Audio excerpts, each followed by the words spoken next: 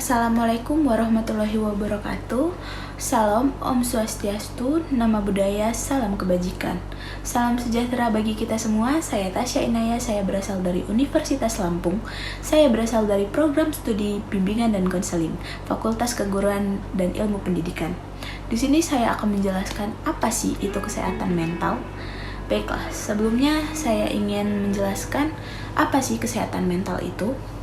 Kesehatan mental adalah kondisi di mana keadaan batin kita rasanya itu tentram dan tenang, sehingga memungkinkan kita untuk dapat menikmati kehidupan sehari-hari dan dapat bersosialisasi dengan baik dengan orang-orang di sekitar kita.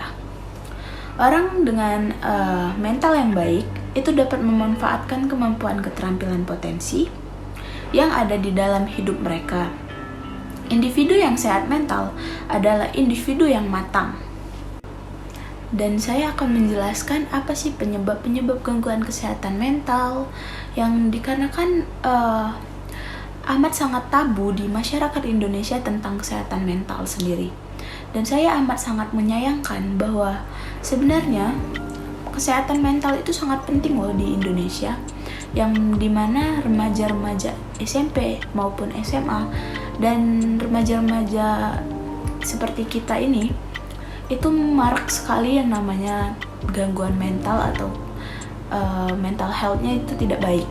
Penyebab gangguan kesehatan mental banyak faktor-faktornya, yaitu yang pertama seperti kecelakaan atau cedera pada kepala yang menyebabkan gangguan pada sel-sel saraf seseorang sehingga mereka memiliki gangguan kesehatan mental pada diri mereka. Yang kedua itu adalah faktor genetik atau bawaan dari orang tua, seperti misalkan orang tuanya itu mengalami gangguan kesehatan mental, maka ketika mereka punya anak, bisa saja anaknya juga akan mengalami gangguan mental tersebut. Jadi faktor ketiga itu adalah kekerasan dalam rumah tangga ataupun pelecehan seksual.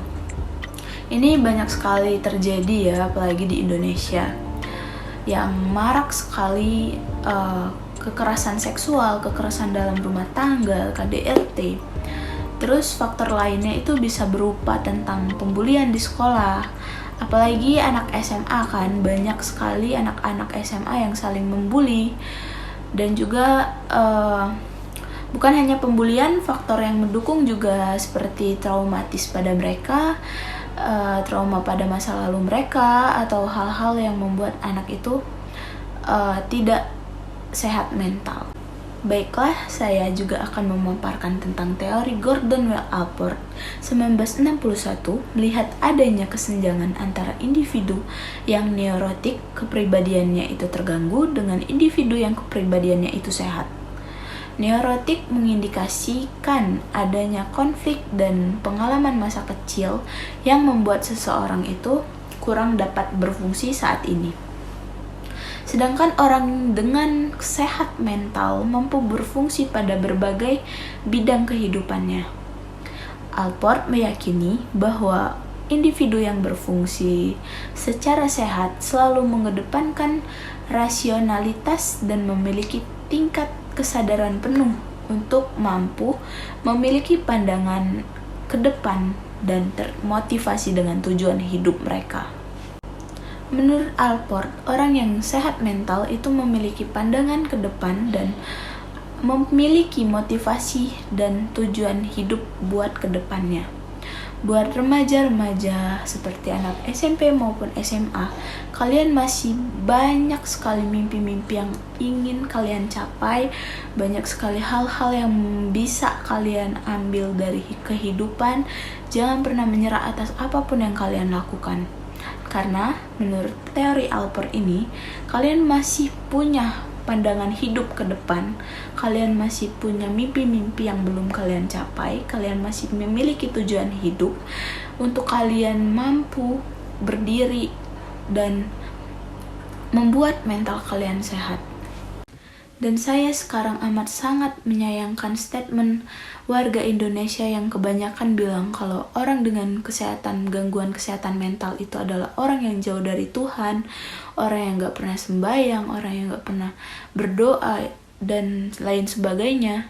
Sebenarnya orang dengan gangguan mental itu, gangguan kesehatan mental ataupun gangguan jiwa itu bukan orang yang jauh dari Tuhan, bukan juga orang yang miskin iman, tapi karena mereka terlalu lama dalam tekanan yang mereka sendiri gak bisa ngehandle, mereka sendiri gak bisa menghindari hal tersebut dalam waktu yang cukup lama, dalam waktu yang cukup panjang. Mereka tidak memiliki dukungan sosial yang cukup untuk menopang mereka sendiri. Dan buat orang-orang yang belum tahu atau belum paham tentang kesehatan mental seseorang, sebaiknya kalian lebih paham dan lebih mengerti dengan apa yang sudah saya jelaskan. Kalian gak boleh menyepelekan mental seseorang, karena kalian gak tahu rasanya nahan nangis di depan publik. Kalian gak tahu rasanya nangis diam-diam agar gak ketahuan oleh orang-orang. Kalian gak tahu rasanya jadi mereka. So please don't understand people's sadness. You'll never understand until happen to you. If you can help, just shut up. Jadi buat kalian yang mentalnya terganggu, yang kalian ngerasa sedih, kalian ngerasa kalian gak pantas di dunia ini, semoga kita bisa bangkit, semoga kita bisa maju lebih jauh. Buat orang-orang yang pernah ngedown, buat orang-orang yang pernah mengalami gangguan kesehatan mental, saya cuma mau bilang makasih buat kalian sendiri, makasih buat udah bertahan sejauh ini, terima kasih buat setiap tetes air mata kalian, dan terima kasih buat rasa lelah kalian yang sudah mau berjuang, yang sudah mau hidup sampai sekarang. Tolong berbahagialah sekarang, esok, dan seterusnya. Karena saya tahu dan saya yakin kalian bisa melewati hal tersebut. Karena banyak hal-hal yang belum kalian explore lagi ke depannya.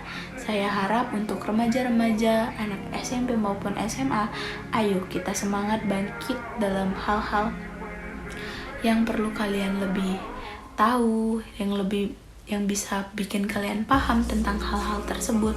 Mari bangkit, mari maju, mari berjuang untuk diri sendiri. Terima kasih telah hidup sampai sekarang. Tetap semangat dan terima kasih telah menonton ini. Saya akhiri. Wassalamualaikum warahmatullahi wabarakatuh.